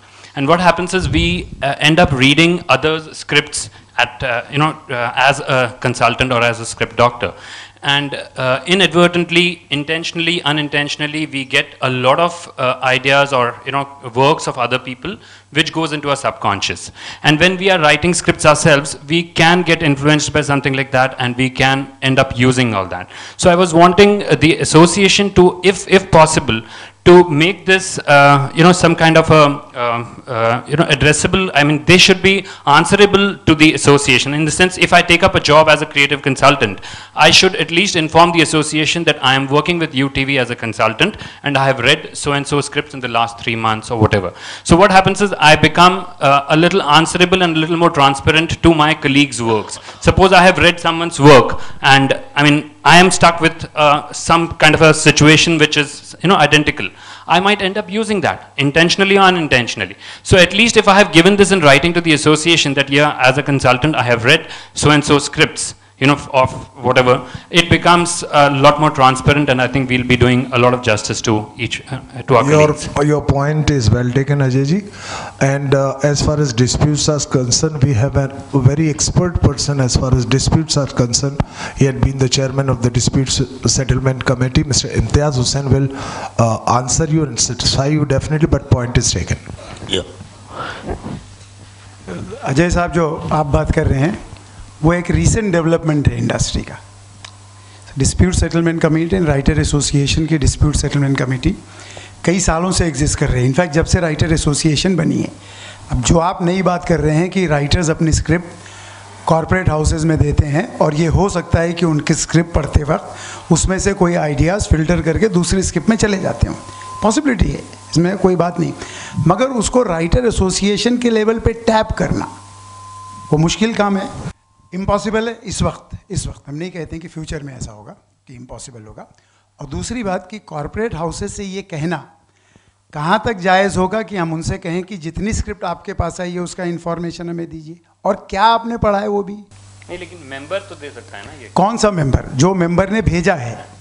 नहीं, जो मेंबर क्रिएटिव कंसल्टेंट के तौर पे काम कर रहा है वो पढ़ के वो तो बोल नहीं, जो आदमी वहाँ काम कर रहा है वो उनके वहाँ नौकरी कर रहा है, उनकी सैलरी ले रहा है, उनसे पूछे बगैर वो कैसे कर सकता है? नहीं, तो ये जो आप बात कर रहे हो हमारे ख्याल से थोड़ा सा डिफिकल्ट है. नहीं, वो स्क्रिप्ट का सिर्फ ऑथर और स्क्रिप्ट का नाम सिर्फ देगा. स्क्रिप्ट के बारे में कौन देगा आपके? अगर मैं समझिए यूटीवी में मैं क्रिएटिव कंसल्टेंट हूँ, चाहे मैं फुल टाइम हूँ चाहे पार्ट टाइम. आप क्रिएटिव कंसल्टेंट से 1 मिनट, और मैंने स्क्रिप्ट यूटीवी में दी. हाँ जी. तो आप क्रिएटिव कंसल्टेंट, हम एक्सपेक्ट करें राइटर एसोसिएशन कि आप हमको इन्फॉर्मेशन दें. जी, मैं राइटर एसोसिएशन को बाकायदा, क्योंकि मैं राइटर कैसे ये पॉसिबल है? ये हाउस मुझे बताए, आप लोग बताइए, ये पॉसिबल है कि जो आदमी वहाँ काम कर रहा है वो हमको दे दे? बताइए आप, हाउस मुझे बताए. आप लोग बताइए, ये पॉसिबल है कि जो आदमी वहाँ काम कर रहा है वो हमको दे दे? बताइए आप, बताइए. This is similar to the share market. When a broker is telling you about some shares that he is recommending or speaking about, he speaks about his exposure in the same share. अगर मैं आपको कहता हूं कि आप ताज के shares खरीदिए, बढ़ने वाले हैं, तो मैं आपको ये बताऊंगा कि मैंने कुछ 50,000 बेचे या खरीदे हैं. सिमिलरली ये क्या हो रहा है कि ये जनाब अपना मतलब ही is actually trying to show a goodness of heart कि कल गलती नहीं, से ये बात नहीं. शेयर बाजार में मार्केट की बात मत कीजिए. हम कह रहे हैं एक जो काम करता हुआ आदमी क्या है कि दिस इज कॉल्ड ट्रांसपेरेंसी, कि अगर इन्होंने मेरा स्क्रिप्ट पढ़ा और आपको बताता है कि मैंने इस जनाब का स्क्रिप्ट पढ़ लिया, वो आपके रिकॉर्ड में आ गया, कल भूल में अगर इनके स्क्रिप्ट में कुछ वो दिखता है, मेरे स्क्रिप्ट की कोई बात दिखती है, अभी इसका सोल्यूशन मेरे पास नहीं, पर जो आप ये कहना चाहते हो बात ये है. वो ये कह रहे हैं, जहां तक मैं समझ रहा हूं, कि जो आदमी किसी कॉर्पोरेट हाउस में काम कर रहा है वो जितनी स्क्रिप्ट पढ़ता है जिस कहीं भी कॉर्पोरेट उसका इन्फॉर्मेशन दे एफडब्ल्यू के. बस एक सेकंड, इसका और एक पहलू है सर. वो ये है कि कोई भी स्क्रिप्ट डॉक्टर या क्रिएटिव हेड हमारा मेंबर है तो हमें क्या हक है उस पर शक करने का कि वो चोरी करेगा? हम नहीं शक कर रहे, वो कुछ कहना चाह रहे हैं. वो अगर the point that is I am raising is, if tomorrow a dispute arises, correct, then at least it is there on your record that I have read that script and it has unintentionally maybe seeped into my script or intentionally, whatever. That is up to my honesty. The association welcomes any member who comes to the association and says कि मैंने ये script पढ़ी है. देखिए, अब हम आपको एक बात बताएं, अगर आप बात सुनना चाहें तो हम बात बताएं. We cannot make it a law. एक सेकंड, डिस्प्यूट सेटलमेंट कमेटी के बाईलॉज हैं जो कॉन्स्टिट्यूशन के साथ छपे हुए हैं, क्लियर कट. आप लोग जब कॉन्स्टिट्यूशन, जब आप मेंबर बनते हैं तो दिया जाता है. मेरी आप लोगों से रिक्वेस्ट है, दरखास्त है कि उसे बाकायदगी के साथ पढ़ें. डिस्प्यूट सेटलमेंट कमेटी क्लियरली ये डिसाइड की हुई है और कहती है कि जब आप कंप्लेन करें, अगर आपका 2 लेवल पे कंप्लेन्स होती हैं, अभी हम आपको बता दें. एक तो वेजेस की कंप्लेन होती है और क्रेडिट्स की कंप्लेन होती है, और मेंबर्स टू मेंबर्स कंप्लेन होती है कि ये हमारी स्क्रिप्ट को इसने चोरी कर लिया या चोरी कर दी हमसे पहले. वो सारे किस तरह से आपको उसको फॉलो करना है, उसकी गाइडलाइंस बाय लॉज में दी हुई हैं. और डिस्प्यूट सेटलमेंट कमेटी फंक्शन कर रही है पिछले कई साल से बहुत ऑनेस्टी, बहुत ईमानदारी, बेसिक इंटीग्रिटी के साथ, और बहुत ऑब्जेक्टिव है अपने डिसीजंस देने में, बहुत ऑब्जेक्टिव है अपने डिसीजंस देने में. Yes, it starts with a premise, whenever a complaint comes to it, that writer कि कंप्लेन जो है वो 100% बाइबल है, कुरान है, गीता है। प्रेमाई से होता है कंप्लेन का, ये बिल्कुल सच बोल रहा है। मगर चलते चलते डिस्प्यूट के प्रोसेस में जाते जाते अगर ये पता चलता है कि वो सैक्रोसैंट नहीं है, वो कंप्लेन बिल्कुल सैक्रोसैंट नहीं है, वो डिस्प्यूट सेटलमेंट कमेटी का जजमेंट गलत हो सकता है मगर उसकी अथॉरिटी को डाउट नहीं किया जा सकता है करके जो बात अजय साहब कहते हैं, हमको लगता है वो पॉसिबल नहीं है। फिर भी एग्जीक्यूटिव कमेटी में इसका डिस्कशन किया जाएगा और इसके ऊपर डिसीजन लिया जाएगा। जी बात ये नहीं, अजय जी का कहना ये है कि क्रिएटिव कंसल्टेंट हो या कोई भी हो, जब दूसरों की स्क्रिप्ट पढ़ते हैं कहीं पे भी, not in corporate sector only, कोई प्राइवेट प्रोड्यूसर के यहाँ या और किधर भी पढ़ते हैं, तो इन्होंने जो स्क्रिप्ट पढ़ी एक डॉक्टर बनकर और वो स्क्रिप्ट से वो इंस्पायर होकर और कहीं लिख सकते हैं। अगर ये FWA को अगर रिपोर्ट करते हैं कि मैं ये 8 स्क्रिप्ट पढ़ रहा हूं, तो एक रेफरेंस वहां रहेगा कि भाई ये 8 स्क्रिप्ट इन्होंने पढ़ी है, तो कल उठ के अगर इन्होंने कॉपी की कहीं पे भी, नहीं, he is most welcome to do that. हमको उसमें कोई प्रॉब्लम नहीं। As a general secretary of federation of western India 6 महीने के टेन्योर में हमने वर्कर्स के वेरियस डिपार्टमेंट के प्रोड्यूसर्स के पास से तकरीबन 52 लाख रुपए इकट्ठा किए। 6 महीने की बात मैं आपसे कर रहा हूँ, और इससे ज़्यादा इकट्ठा करते होते हैं पैसे। तो ऐसा मत समझिए कि कोई ऐसी बॉडी है जहाँ वर्कर्स का या राइटर्स के कॉज के लिए कोई फाइट नहीं होती। फाइट मुसलसल हो रही है, फाइट मुसलसल हो रही है, हर लेवल पे हो रही है, हर आदमी कर रहा है, हर क्राफ्ट का आदमी कर रहा है। आप लोगों का सहयोग, आप लोग का योगदान, आप लोग का उसके अंदर मिलना और एक्टिवली इन्वॉल्व होना, I think that's the necessity. There is one point here regarding जो मैंने अभी अंजुम जी से बात की बार भी, कि क्रेडिट को ज्यादा इंपॉर्टेंस अहमियत दी जाए देन मनी। अगर क्रेडिट में, अगर हमारा टाइटल में क्रेडिट आ गई राइटरों की, जैसे कि प्रोड्यूसर है, डायरेक्टर है, म्यूजिक डायरेक्टर है, वैसे राइटर की क्रेडिट कैसे आए? अगर वो क्रेडिट आ गई तो अपने आप टेबल पे बैठेंगे तो पैसे ज्यादा मिलने वाले ही हैं, बट वो क्रेडिट पे ही ज्यादा फोकस किया जाए तो ज्यादा अच्छा रहेगा। लतेश जी, आपने मॉडल कॉन्ट्रैक्ट जब यहाँ पे प्रेजेंट किया जा रहा था तो आपने देखा था, the second slide was about credit. We are very sure about it. We are not going to compromise on this. Credit has to be there. There is no compromise on this matter, and we will do it. Definitely we will do it. Don't worry. And let me assure you, on this issue of credit, we are going to be very adamant. There will be no, we will not step back. Credit we want. Money can be negotiated, but not credit. छोटी सी बात है, आपकी क्या उनकी संख्या और सक्रियता बढ़ाने के लिए आपने कुछ सोचा है मेरे जैसे लोगों के बारे में? जी, हम लोग we are trying to develop a website which would help you to register your script through the web or on web. No, we are also. Yeah, we will look into this matter also. We should be able to vote. That I have answered you outside. I think we have a constitution which says for a voting, even a guy who's a person who's standing in the election is to be present, and the member who votes has to be present. So unless and until we change that part of the constitution of FWA, unfortunately we cannot do anything. But I think we should be able to change it. March के अंदर election आएंगे, तो this we can put it forward and pass a resolution to that. We'll have to deal that in AGM. Upon this idea of representation by agents abroad, which happens, as the association, this is a suggestion, if we could as writers create some sort of a screenplay bank where writers, aspiring writers can put together all their screenplays, submit them, because as it is we are registering them with you. This screenplay bank can then become a resource for directors, producers to come and look at our work and then possibly hire us or employ us or even commission us to write more work, because this could become a representation of our work. See, an agent has to do much more than that. I mean, it's not merely getting scripts together in some sort of a storehouse, because it isn't that you don't have access to producers these days. It's the fact is that your scripts are not being sold. I don't think the association can take on the work of an agent. What we can do is, yes, if people have ideas about how we can maybe invite William Morris or any of the established agencies to have an affiliation with us, we could do that. Or if independently a private body, either on a cooperative basis or a corporate basis, is set up, which will do the work of an agent, that certainly would help. But at this stage, I don't think the association sort of can or even should take that up, because that's not the way to do it. You can't, merely by you depositing your scripts here, it's not exactly that producers will make a beeline saying, okay, let's see which scripts you have.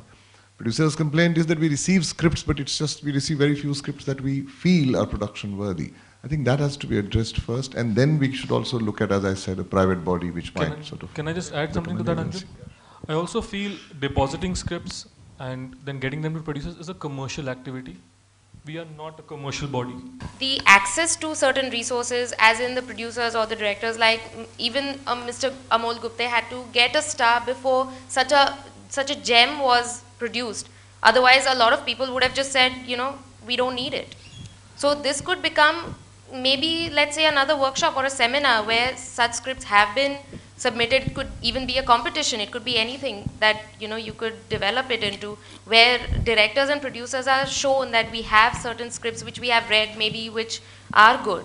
I mean, truly, I'm saying this with some amount of clarity because I have thought about this and we've also discussed it amongst friends as well as some of the colleagues here. At this stage, I don't think that is possible. But what I would most certainly say is that I'm sure the association can consider supporting an initiative like this if this comes out independently. Truly, if a group of young people form a cooperative, and with this they sort of hire or maybe themselves do the work of filtering scripts for quality, let's say, and categorizing them and then being able to pitch that distilled sort of quantity, that critical mass at producers. That could be done. That would certainly help. Basically, you're doing the work of the corporates who are having to hire script readers. You do it yourself. And once a script is rewritten or maybe even internally doctored, that could be done. That's the independent initiatives like recently the Sankalan initiative took place, where about 171 scripts were called in. A series of culling took place. There was Sriram Raghavan, Anurag Kashyap and myself. We were the three mentors. And we were actively involved in actually filtering them. And then there was a training workshop. And those 12 people wrote their scripts, of which again 6 were selected. From those 6, 3 will be selected, mentored at each stage by these 3 people. That, yes, that's a non-FWA initiative which FWA supports. So that most certainly can be done, and that, yes, Mahindra has got very keenly interested in that, so they sponsored the entire enterprise for a huge amount of money. And the writers were paid, okay, for that. They were paid something like a signing amount, and at every stage they're getting some amount of stipend, so that they can, you know, so these kind of things can be done. But everything, these kind of things, everything the association can't do. I have a question, sir. A contest can certainly be done. Yeah, she has a point. Yeah, but Sanjay, yeah. But I'm saying that for the contest also, let somebody take an initiative for that. Let a group of people come together. FW will extend all support. I mean, you know, most certainly with that. Yeah, I have a question, sir. So right now, as things stand, every working writer in the city does not necessarily need to be a member of FWA. And once the model contract is also proposed, do we have any thoughts about how are we going to make it binding that every working writer in this industry falls under the FWA aegis? Bhopali, it was discussed by the Federation General Secretary also, that there is a clear understanding between the worker and the producer, member to member working. If you are not the member of the craft, you are not supposed to work in the industry. And no producer is supposed to sign any member who is not the member of his or her craft. So it's very clear, if you want to work in the industry, you have to become a member of the craft. You know, if 15 people are going to read it, and you know, so I'm just saying that the FWA can just make a suggestion to all these corporates that please encourage readers for the job of reading than aspiring writers to read. Because if there is an aspiring writer, he's already reading it with an agenda that when he can click what. Any complaint, any discomfort from the member will be discussed at the executive committee and we will find the solution for that. That's the assurance. Yeah, Navdeep. I was just actually wondering if it's viable or a possibility to have a library of produced scripts which work as you know, a reference material or sort of. That's the step we are going to take it. In fact, ये भी एक announcement Jalees भाई को president को करना था कि वो लाइब्रेरी अपडेट की जा रही है और ये इशू तो किया जा रहा है, is taken care of. Suggestion like for this charitable trust of welfare, as you say that we don't have a fund. So if we are producing 253 films a year, and if we have compulsory or voluntarily, whatever the amount you all decide, each writer, you know, pays at the time of release. So suppose 5,000 or 10,000 or whatever the amount is, then it comes to, you know, lakhs of rupees, and that will be, you know, useful. And the television writers, you know, every day, you know, I mean 40-50 serials we are, you know, watching. So if you 100 rupees donated. It can be a big amount, and then we will not be in a problem. सारे writer के दिल में इतना दिल दर्द पैदा हो जाए तो हमें किसी की तरफ देखना ही नहीं पड़ेगा Sanjay. But I think you can make a. अगर सारे राइटर्स ऐसा महसूस करते हैं तो बिगनिंग यहीं से हो जानी चाहिए। नहीं Sanjay, the problem is as it is we are fighting for the wages for the writers. I mean, as it is we are not paid very well. अब उसमें से भी पैसा देना पड़ेगा तो पता नहीं कितना। संजय, एनीबडी, यहाँ जितने भी लोग बैठे हैं, they are all welcome to pay some money for the trust. आपसे जहाँ भी इकट्ठा हो करके दीजिए। Trust can not make a compulsion for anybody.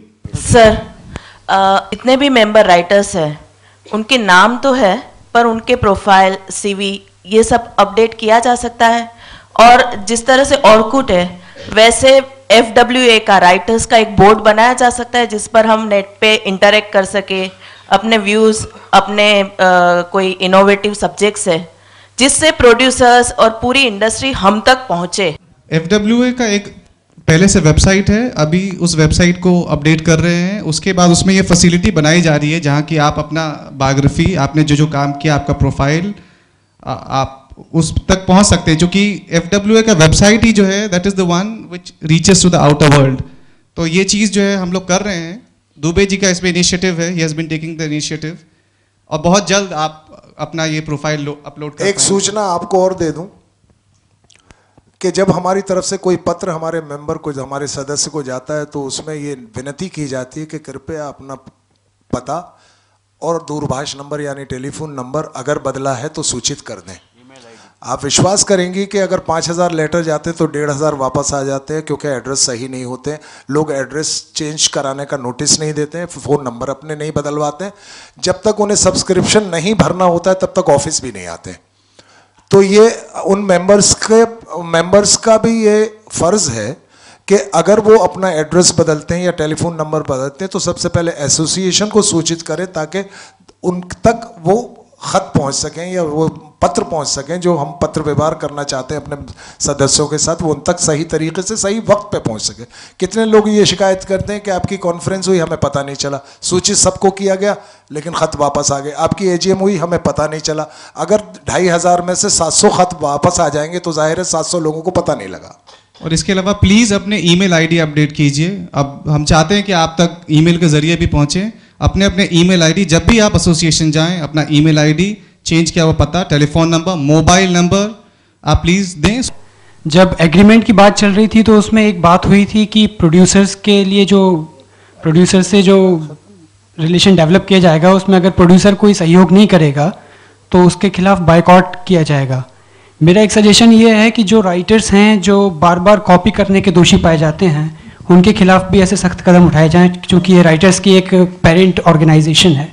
That's why I think there are some things that are left to conscience, and I think there are.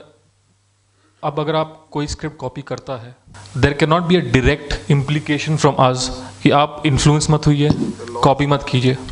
I think somewhere, like Abbas said yesterday, writers have to learn to say no. We are not your parents or your school teachers to tell you that there are things that are morally wrong and the things that are morally right. Plagiarism is a moral issue, and we leave it. No, we leave it to individual writers. You decide whether you want to do this or not. We are not a school institution. Why should we? Now we have to tell you what is wrong. And Saket, can I add something to it? इसके बावजूद भी जो बात बहुत अच्छी कही साकेत साहब ने, इसके बावजूद भी इसीलिए हम लोगों ने अपनी तरफ से जो कॉन्ट्रैक्ट, जो मॉडल कॉन्ट्रैक्ट हम लोग डेवलप कर रहे हैं, उसमें ये एक पेज में आपने देखा होगा लिखा हुआ है कि हमें भी डिक्लेरेशन देना पड़ेगा कि हम चोरी का माल नहीं बेच रहे हैं. Some writers have suggested that they should declare if they are reading other people's scripts. So I want to request the FWA to incorporate this into the contract, that concepts should also be registered. We should get protection for the concepts also. Ashni Parekh has clearly stated in the beginning when she started reading the contract that there is law says there is no copyright on concept. The law says. So we can't go against the law. Having said that, what is exactly is the definition of a concept? Or actually the law says idea. We use the word concept. That's not very clearly defined. So you're right, concepts are being registered. You see, because a concept could be of 2 lines, a concept could be of half a page. Half a page is the treatment of the concept. So people are registering concepts in any case, and all of you should. Even if you have a 2-line idea, come and get it registered. Imtiaz sir, I spoke to Ashwini when she was leaving, and I asked her about this concept thing. So she said that if it's a treatment, it's into 2-3 pages, but it may not run into 2-3 pages. If it's handwritten, it can be 2-3 pages. Even if it's a paragraph and it outlines the story, it gives a pretty good idea. Should not that be registered? FWA is doing that job. It is registering the concept, but having registered it, it may not be protected in the eyes of the law. That's what Ashni was trying to say. We are registering it, but in a court of law, whether that idea registered that I think that can be is possible. So maybe you could. So what are you saying? We are registering it, madam, as it is. Yes, sir, but we need protection for that also. Where? Protection in the where? So that a writer does not get cheated. मेरा नाम आनंद शंकर है. The animation industry is coming big way. You have talked about film writer, TV writer. Now is the time to have some workshop to train some of our guys to write animation. See, at the end of the day, Anand, that's a very good point which you have put forward. But because I see within next 5 years, India animation industry is coming in a big way. I just want to say one thing. This initiative was started by a lot of our senior members, and people like us joined in.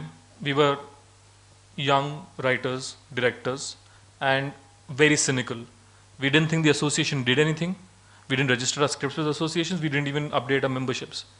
But now that you see this initiative, you see that things can be done and things can be changed. It will be a very welcome step that next time around when there's an event, you people volunteer, all the younger members, participate more in the association activities, and that so that this move, this like an association can actually become a fraternity rather than just a trade union. That's all I wanted to say.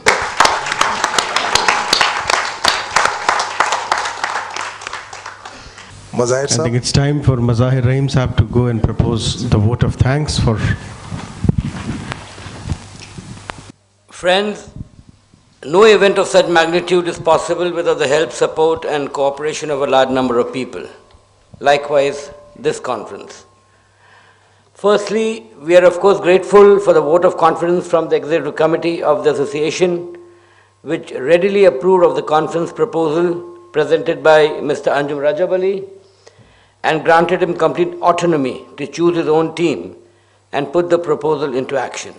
A conference committee was formed to oversee the planning of the program, and that included Shri Imtiaz Hussain, Mr. Atul Tiwari, Mr. Rajesh Dubey, and Mr. Saket Chaudhary. I'd like them to stand up, please, so that you could recognize them easily.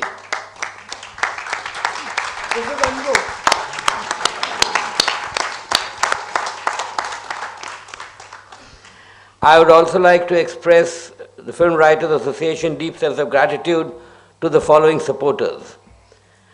Ms. Camelia Oberoi for designing the logo of the conference free of charge.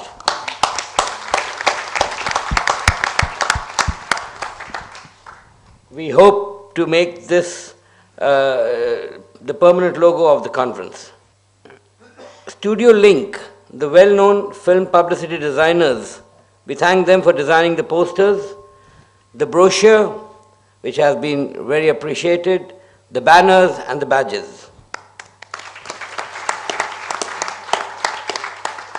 Atmananji was generous enough to put 2 of his very talented designers to do this for us. Ladies and gentlemen, please put your hands together for Unnati Shinde and Pradeep Mahadeshwar of Studio Link. We also thank the IGIDR and especially Mr. Nelson D'Souza for allowing us to use this wonderful venue. Special mention should be made of Shri Naik and Neeraj. We also thank the security team headed by Shri S.K. Singh.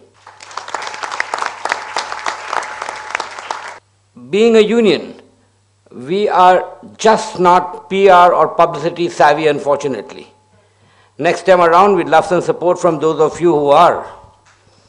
However, this time we managed to get Rahi Communications, who decided to help us on a voluntary basis. I'd especially like to thank Mr. Neeraj Gupta, Gaurav Gupta, Tony and Manish for helping us get news of the conference into the newspapers. A special vote of thanks to our member and well-wisher, Ms. Ayesha Sayani, who helped us by spreading the word around on her extensive email and SMS network. Thanks very much, Pooh.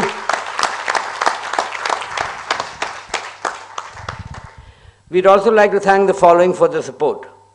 Anupama Bose for spreading the word around, Fun Republic, PVR Cinemas, Big Cinemas, Prithvi Theatre, Prime Focus, and Pixion for allowing us to put up posters.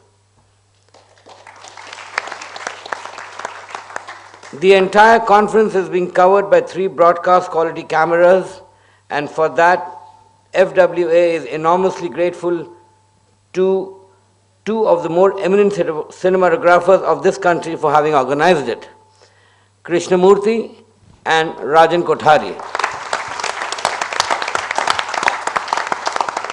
and their colleagues, Prakash Pathak, Kamlesh Mishra, Chandrasekhar Iyer, and the still photographers, Ravi and Chandan Kachawa. Grateful thanks also to the Federation of Western India Cine Employees and especially to Shri Dinesh Chaturvedi for not only attending to this important session, but also, of course, for extending their support to the cause of us writers. The smooth functioning of the last 2 days was entirely dependent on the exemplary and selfless voluntary effort of our large team of volunteers. Most of them current and ex-students of the screenwriting courses at the FTII Pune and Whistling Woods, Bombay.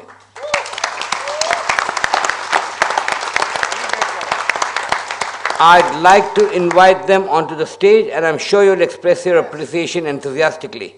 I request the following volunteers to come onto the stage. Ashish Pavaskar,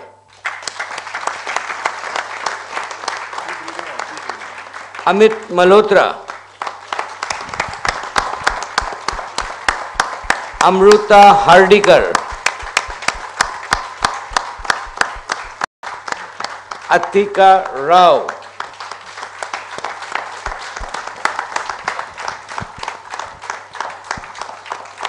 Balram Meena, Girish Jotwani,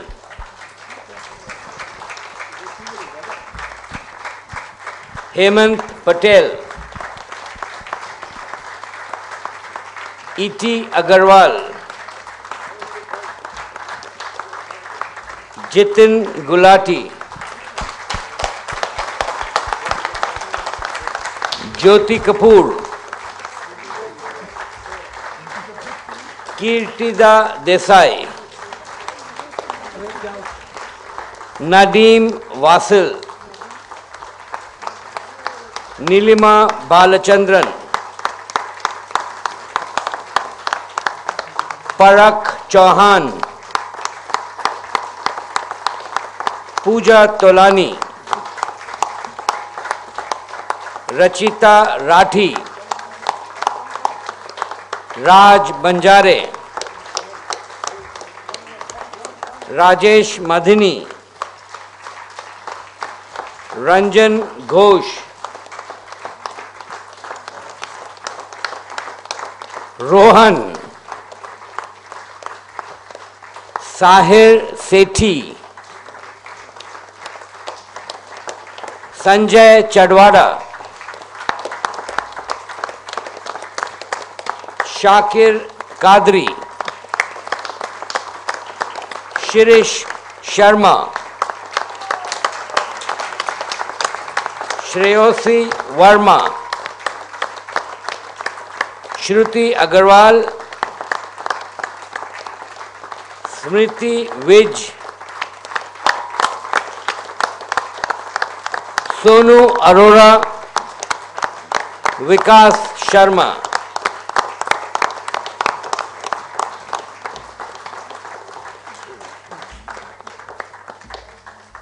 And of course, without the support of the Film Writers Association staff, it wouldn't have been just impossible for us to pull off all the elaborate administrative logistics essential for this conference.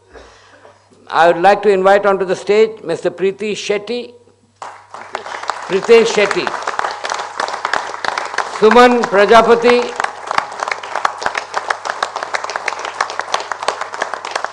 Yashwant Bamgude, Praveen Mandavkar, Nitin Oval, and Ramesh Oval.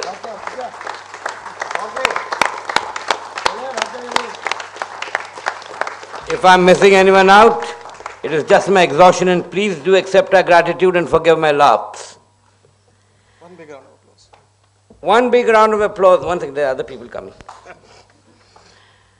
I cannot emphasize enough how lucky we were to get a coordinator who not only enthusiastically plunged into the task of bringing all the separate factors together, but her meticulousness and diligence made the entire process a breeze for us. Right from using her goodwill to elicit the contribution of the designers, the printers, the PR agency, the media, and going hammer and tongs for 14 hours a day for 5 weeks at a stretch. She was everywhere. Quite frankly, this conference could have turned into a rather messy and a hugely difficult affair had it not been for her. Ladies and gentlemen, I want to invite the conference coordinator, Ms. Robina Gupta, onto the stage to a huge applause.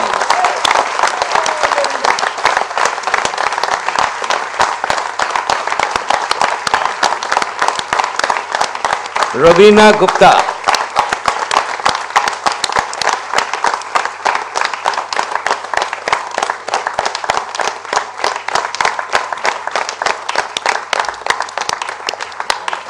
Mr. Shankar Kamble.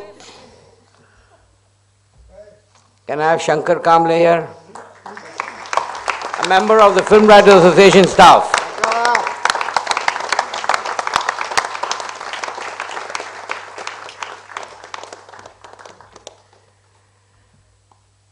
Ladies and gentlemen, the conference could not have been possible but for the vision of one man. The Film Writers Association and I deeply thank Mr. Anjum Rajabali for daring to dream and for his efforts to make this conference successful. Friends, I request you to join me in a big round of applause for him.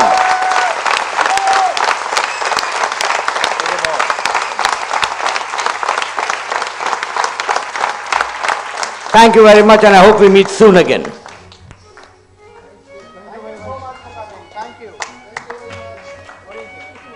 Thank you. Thank you. Thank you.